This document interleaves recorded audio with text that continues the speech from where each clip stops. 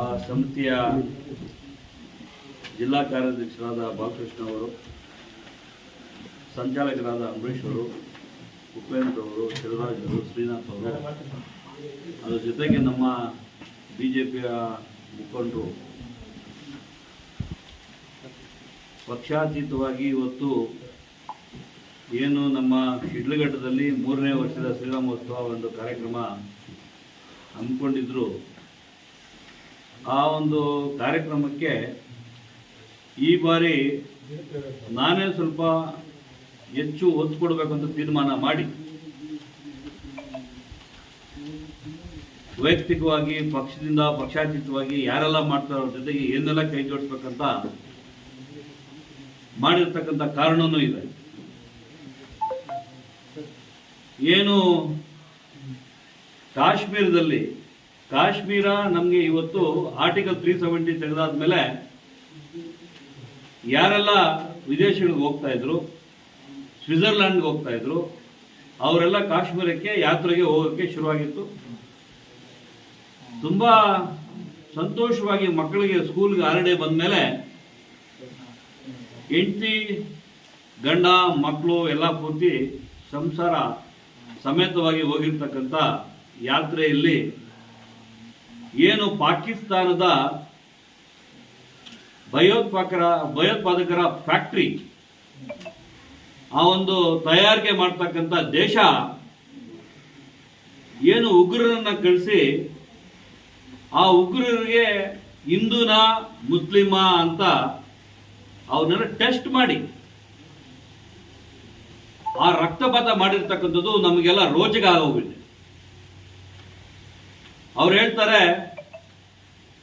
ಹೆಂಡತಿನ ಮಗುನ ಪಕ್ಕಕ್ಕೆ ಕೂರಿಸ್ಕೊಂಡು ಗಂಡನ್ಗೆ ತಲೆಗೆ ಎದೆಗೆ ಹೊಡೆದು ಆ ರಕ್ತಪಾತ ಹೆಂಡತಿ ಮಕ್ಕಳು ನೋಡಿರ್ತಕ್ಕಂಥದ್ದು ಬಂದು ಅವ್ರು ಹೇಳ್ತಾ ಇದ್ರೆ ನಮಗೆಲ್ಲ ಮೈ ಜುಮ್ ಅಂತ ಇದೆ. ನಾವು ತೀರ್ಮಾನ ಮಾಡಿದ್ದೀವಿ, ನಮ್ಮ ಭಾರತ ಉಳಿದಿರ್ತದೆ ಹಿಂದುತ್ವ ಆಧಾರದ ಮೇಲೆ, ಸನಾತನ ಧರ್ಮದ ಮೇಲೆ. ಇವಾಗ ಇರ್ತಕ್ಕಂಥ ಯುವಕರು ಇದನ್ನೆಲ್ಲ ಈಗಲೂ ಎಚ್ಚೆತ್ಕೊಳ್ಳಿಲ್ಲ ಅಂತ ಹೇಳಿದ್ರೆ ದೇಶ ಉಳಿಯಲ್ಲ. ಇವತ್ತು ಕಾಶ್ಮೀರದಲ್ಲಿ ಹೊಡೆದಿದ್ದಾರೆ, ನಾಳೆ ಬೆಳಗ್ಗೆ ಶಿಡ್ಲಘಟ್ಟದಲ್ಲಿ ಹೊಡಿತಾರೆ. ಶಿಡ್ಲಘಟ್ಟದಲ್ಲಿ ಯಾವ ರೀತಿ ತಯಾರಾಗ್ತಾ ಇರ್ತಕ್ಕಂಥದ್ದು ಇವತ್ತು ಕಾಣಿಸ್ತಾ ಇದೆ. ನಮ್ಗೆಲ್ಲ ಈಗ ಮೈ ಜುಮ್ ಅಂತ ಇದೆ. ಹೆಣ್ಮಕ್ಳ ಮುಂದೆ ಮಕ್ಕಳ ಮುಂದೆ ಅವ್ರನ್ನ ಹೊಡೆದು ಹೆಣ್ಮಕ್ಳಿಗೆ ಕುಂಕುಮ ಆಡಿಸ್ತಾರೆ. ಆ ಕುಂಕುಮ ಆಡಿಸಿರೋದು ಅವ್ರು ಕುಂಕುಮ ಆಡಿಸಿದ್ದು 26 ಜನಕ್ಕೆ ಗಿಫ್ಟ್ ಕೊಟ್ಟಿರ್ತಾರೆ. ಆ ಗಿಫ್ಟ್ನ ವಾಪಸ್ಸು ಮೋದಿಯವರು ಕಟ್ಟಿ ಇವತ್ತು ಇರ್ತಕ್ಕಂಥ ಎಲ್ಲ ಫ್ಯಾಕ್ಟ್ರಿ ತಯಾರಿಕೆ ಮಾಡ್ತಕ್ಕಂಥ ಸ್ಥಳಗಳನ್ನೆಲ್ಲ ಈಗಾಗಲೇ ಒಂದಷ್ಟು ಧ್ವಂಸ ಮಾಡಿದ್ದಾರೆ. ಇಡೀ ದೇಶ ಧ್ವಂಸ ಮಾಡಿ ಮುಂದಿನ ದಿನಗಳಲ್ಲಿ ಪ್ರಪಂಚದಲ್ಲಿ ಭಯೋತ್ಪಾದನೆ ನಿರ್ಮೂಲ ಮಾಡಬೇಕು ಅಂತ ಇವತ್ತೇನು ಮೋದಿಯವರು ತಗೊಂಡಿರೋದಕ್ಕೆ ನಿರ್ಧಾರ ಏನಿದೆ, ಪಕ್ಷಾತೀತವಾಗಿ ಇವತ್ತು ಎಲ್ಲರೂ ಕಾಂಗ್ರೆಸ್ ಅಲ್ಲಿರೋರು ಕೂಡ ಇವತ್ತು ದೇಶದಲ್ಲಿ ಒಂದಾಗಿ ಇವತ್ತು ಏನ್ ಮಾಡ್ತಾ ಇದ್ದಾರೆ ಅದು ದೊಡ್ಡ ವಿಷಯ ಆಗಿದೆ. ಇವತ್ತು ಹಿಂದುತ್ವ ಉಳಿಬೇಕಂತ ಹೇಳಿದ್ರೆ ಎಲ್ಲ ಯುವಕರು ಎಲ್ಲ ಒಟ್ಟಾಗಿರ್ಬೇಕು. ಏನು ನಮ್ಮ ವಿಶ್ವ ಹಿಂದೂ ಪರಿಷತ್ ಮತ್ತು ಬಜರಂಗ ದಳ ಅವ್ರು ಹೇಳ್ತಾ ಇದಾರೆ, ಇಷ್ಟೊಂದು ಹೇಳ್ತಾರೆ, ಯಾರಿಗೂ ತಲೆಗೆ ಹೋಗ್ತಾ ಇರ್ಲಿಲ್ಲ. ನಮ್ಮ ಹಿಂದೂಗಳಿಗೆ ಇವಾಗ ಅವ್ರ ಮನೆಯಲ್ಲಿ ಯಾರನ್ನು ಒಬ್ಬರನ್ನ ಕೊಂದ್ರೇನೆ ಅವ್ರಿಗೆ ಬುದ್ಧಿ ಬರ್ತಕ್ಕಂಥ ಒಂದು ಪರಿಸ್ಥಿತಿ ಆಗಿತ್ತು. ಇವತ್ತು ತಕ್ಕ ಪಾಠ ಈ ಉಗ್ರರು ಕಲಿಸಿದ್ದಾರೆ. ಈಗಲಾದ್ರೂ ನಮ್ಮ ಹಿಂದುತ್ವಕ್ಕೆ ನಾವೆಲ್ಲಾದ್ರೂ ಒಗ್ಗಟ್ಟಾಗ್ಲಿಲ್ಲ ಅಂತ ಹೇಳಿದ್ರೆ ಇವತ್ತು ಕಾಶ್ಮೀರದಲ್ಲಿ ಆಗಿದೆ, ನಾಳೆ ಇಡೀ ನಮ್ಮ ಭಾರತದಲ್ಲಾಗುತ್ತೆ.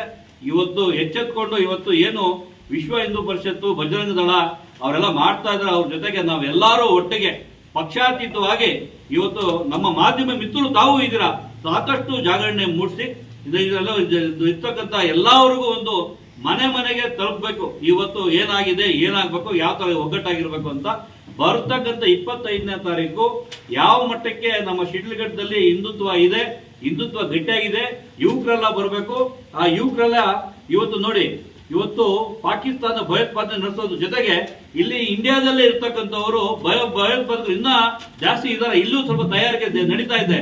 ಇವತ್ತು ಲವ್ ಜಿಹಾದ್ ಮಾಡ್ತಾರೆ, ಲ್ಯಾಂಡ್ ಜಿಹಾದ್ ಮಾಡ್ತಾರೆ, ಈ ಸ್ಮಗ್ಲಿಂಗ್ ನಡೀತಾ ಇರ್ತಕ್ಕಂಥವ್ರು ಅವರಿಂದನೇ. ಅದ್ರ ಜೊತೆಗೆ ಈ ನಮ್ಮ ಇರ್ತಕ್ಕಂಥ ಭಯೋತ್ಪಾದಕರಿಗೆ ಯಾರು ಮಾಡ್ತಾರೆ ಅವರಿಗೆ ಜಾಗ ಕೊಟ್ಟಿರ್ತಕ್ಕಂಥವ್ರೆ ಇಲ್ಲಿ ಭಾರತದಲ್ಲಿ ಇರ್ತಕ್ಕಂಥವ್ರು. ಅವ್ರಿಗೂ ಇಲ್ಲಿರ್ತಕ್ಕಂಥವ್ರಿಗೂ ನಾವೆಲ್ಲ ಒಂದೆಲ್ಲ ಮುಟ್ಟು ನೋಡ್ಕೋಬೇಕು ಅಂತ ಹೇಳಿದ್ರೆ ನಮ್ಮ ಒಗ್ಗಟ್ಟನ್ನು ತೋರಿಸ್ಬೇಕು. ನಮ್ಮ ಶ್ರೀರಾಮ ಏನು ಯಾತ್ರೆ ಮಾಡ್ತಾ ಇದ್ದೀವಿ, ದೊಡ್ಡ ಮಟ್ಟಕ್ಕೆ ಯುವಕರು ಬರಬೇಕು. ಆ ಯುವಕರ ಜೊತೆಗೆ ನಮ್ಮ ಪಕ್ಷಾತೀತವಾಗಿ ನಮ್ಮ ಪಕ್ಷದಿಂದ ನಾವು ಎಲ್ಲರೂ ಮಾಡಿ ಈ ಒಂದು ದೊಡ್ಡ ಕಾರ್ಯಕ್ರಮ ಯಶಸ್ವಿಯಾಗಿ ಮಾಡಬೇಕು. ಈ ಕಾರ್ಯಕ್ರಮದ 25ನೇ ತಾರೀಕಿಗೆ ಹಮ್ಮಿಕೊಂಡಿದ್ದೀವಿ. ಅದ್ರ ಜೊತೆಗೆ ಇವತ್ತೇನು ಯುದ್ಧ ನಡೀತಾ ಇದೆ, ಆ ಯುದ್ಧದ ಜೊತೆಗೆ ನನಗೆ ಗೊತ್ತಿದ್ದಂಗೆ 25ನೇ ತಾರೀಕು ಒಳಗಡೆ ಪಾಕಿಸ್ತಾನ ಸರ್ವನಾಶ ಆಗ್ತಕ್ಕಂಥದ್ದು ಕಾಣಿಸ್ತಾ ಇದೆ. ನಾವು 25ನೇ ತಾರೀಕು ದೊಡ್ಡ ಮಟ್ಟಕ್ಕೆ ವಿಜಯೋತ್ಸವ ಕೂಡ ನಾವು ಆಚರಿಸ್ತೀವಿ ಅಂತ ಕಾಣಿಸ್ತಾ ಇದೆ. ಮೋದಿಜಿಯವರ ಕೊಡೆಯಾಗಿದೆ. ಕೂಡ ಇವತ್ತು ಏನಿದ್ದೀರಾ ನೀವು ಕೂಡ ನಾವು 25ನೇ ತಾರೀಕು ಇದಕ್ಕೆ ಅತಿ ಹೆಚ್ಚು ಬೆಂಬಲ ಕೊಡಬೇಕು. ತಾವು ಎಲ್ಲ ನಮ್ಮ ಜೊತೆಗೆ ಸೇರ್ಕೋಬೇಕು. ನಾವು ಇರ್ತಕ್ಕಂಥ ಹಿಂದುತ್ವ ಉಳಿಬೇಕು, ದೇಶ ಉಳಿಬೇಕಂತಕ್ಕಂಥದ್ದು ತಾವು ತೋರಿಸ್ಬೇಕಂತೇಳಿ ತಮ್ಮನ್ನು ಕೂಡ ನಾನು ಈ ನಮ್ಮ ಪತ್ರಿಕಾಗೋಷ್ಠಿ ಮುಖಾಂತರ ತಮ್ಮನ್ನು ಕೂಡ ನಾನು ಆಹ್ವಾನ ಮಾಡ್ತಾ ಇದ್ದೀನಿ. ಹಿಂದೂ ಅಂತಕ್ಕಂಥ ಹೇಳ್ತಕ್ಕಂಥ ಸಾಕಷ್ಟು ಯುವಕರನ್ನ ಇವತ್ತು ದಕ್ಷಿಣ ಕನ್ನಡದಲ್ಲಿ ಸುಮಾರು ಕಡೆ ನಮ್ಮ ಕರ್ನಾಟಕದಲ್ಲಿ ಈಗಾಗಲೇ ಕೊಲೆ ಮಾಡ್ತಾ ಇದ್ದಾರೆ. ಆ ಕೊಲೆ ಯಾಕೆ ಮಾಡ್ತಾ ಇದ್ದಾರೆ, ಏನು ಮಾಡ್ತಾ ಇದ್ದಾರೆ ಅಂತ ಗೊತ್ತಾಗ್ತಾ ಇಲ್ಲ. ನಮ್ಮ ಹಿಂದುತ್ವ ಗಟ್ಟಿ ಇಲ್ಲ ಅಂತಕ್ಕಂಥದ್ದು ತೋರಿಸ್ತಾ ಇದ್ದಾರೆ. ಆ ಒಂದು ದಿನ ನಡೀತಕ್ಕಂಥ ಕೊಲೆಗಳು ಕೂಡ ನಾವೆಲ್ಲ ಕಡಿವಾಣ ಹಾಕ್ಬೇಕಂಥದ್ದು ತೋರಿಸೋದಕ್ಕೆ ನಾವು ಇವತ್ತು ಅದನ್ನು ಮಾಡ್ತಕ್ಕಂಥ ಕೆಲಸ ಮಾಡಬೇಕು. ಈ ಗೋ ಹತ್ಯೆ ಏನು ನಡೀತದೆ ಅದನ್ನು ನಾವು ತಡಿಬೇಕು. ಈ ಮಟ್ಟಕ್ಕೆ ನಮ್ಮ ಶಿಡ್ಲಘಟ್ಟದಲ್ಲಿರ್ತಕ್ಕಂಥ ಯುವಕರು ಎಲ್ಲ ಪೂರ್ತಿ ಸಾಕಷ್ಟು ಯುವಕರು ಬಂದು ನಮ್ಮ ಜೊತೆ ಕೈ ಜೋಡಿಸಿ ಒಟ್ಟಿಗೆ ನಾವು ಇದೀವಿ, ಹಿಂದುತ್ವ ಉಳಿಸ್ತೀವಿ ಅಂತ ಹೇಳ್ತಕ್ಕಂಥದ್ದನ್ನ ಮಾಡಬೇಕು ಅಂತ ತಮ್ಮ ಮುಖಾಂತರ ನಮ್ಮ ಎಲ್ಲ ಯುವಕರಿಗೂ ಪಕ್ಷಾತೀತವಾಗಿ ಎಲ್ರಿಗೂ ನಾವು ವಿನಂತಿ ಮಾಡ್ಕೋತಾ ಇದ್ದೀವಿ. ನಿನ್ನೆ ಕೋಲಾರದಿಂದ ಬರ್ತಾ ಇದ್ದೆ. ಸಾಕಷ್ಟು ಮಸೀದಿಗಳು ದೊಡ್ಡ ಮಟ್ಟಕ್ಕೆ ಇವತ್ತು ಕೆಲಸಗಳು ಮಾಡ್ತಾ ಇದ್ದಾರೆ. ಅವ್ರಿಗೆಲ್ಲ ಎಲ್ಲಪ್ಪ ದುಡ್ಡು ಬರುತ್ತೆ ಅಂತ ಹೇಳಿದ್ರೆ ಸಾಕಷ್ಟು ಜನ ಮಾತಾಡ್ಕೊತಾರೆ. ಭಯೋತ್ಪಾದನೆಗೆ ದುಡ್ಡು ಬೆಂಬಲ ಕೊಡ್ತಿರ್ತಕ್ಕಂಥ ದುಡ್ಡು ಬರ್ತಾ ಇದೆ. ಇಲ್ಲಿರ್ತಕ್ಕಂಥ ಪಾಕಿಸ್ತಾನದವರು ಸಾಕಷ್ಟು ಜನ ಇಲ್ಲಿ ಬಂದು ನೆಲೆಸಿದ್ದಾರೆ. ಈಗ ನಮ್ಮ ಇರ್ತಕ್ಕಂಥ ಜಿಲ್ಲೆ, ನಮ್ಮ ತಾಲೂಕಲ್ಲಿ ಶಿಡ್ಲಘಟ್ಟದಲ್ಲಿ ಕೂಡ ಯಾರು ಪಾಕಿಸ್ತಾನದವ್ರು ಇದ್ರೆ ಅವ್ರನ್ನೆಲ್ಲ ಒಟ್ಟಾರೆ ಕಂಡುಹಿಡಿಬೇಕು. ಕಂಡುಹಿಡಿದು ಅವರೆಲ್ಲ ಖುದ್ದು ಜಿಲ್ಲಾ ಒಂದು ಆಡಳಿತಕ್ಕೆ ಕೊಡಬೇಕು. ಇಲ್ಲಿಂದ ಅವ್ರನ್ನ ವಾಪಸ್ ಕಳಿಸ್ತಕ್ಕಂಥ ಕೆಲಸ ಎಲ್ಲರೂ ಮಾಡ್ಬೇಕಂತ ವಿನಂತಿ ಮಾಡ್ಕೋತೀವಿ. ಇದೆ ನಿರ್ಮಲಾನಂದ ಸ್ವಾಮಿ ಕರಿಬೇಕು ಅಂತಕ್ಕಂಥದ್ದು ಪ್ರಯತ್ನ ಮಾಡ್ತದೆ. ಅವ್ರು ಬರಲಿಲ್ಲ ಅಂತ ಹೇಳಿದ್ರೆ ಮಂಗನಾಥ ಸ್ವಾಮೀಜಿಯವರು ಬರ್ಬೋದು.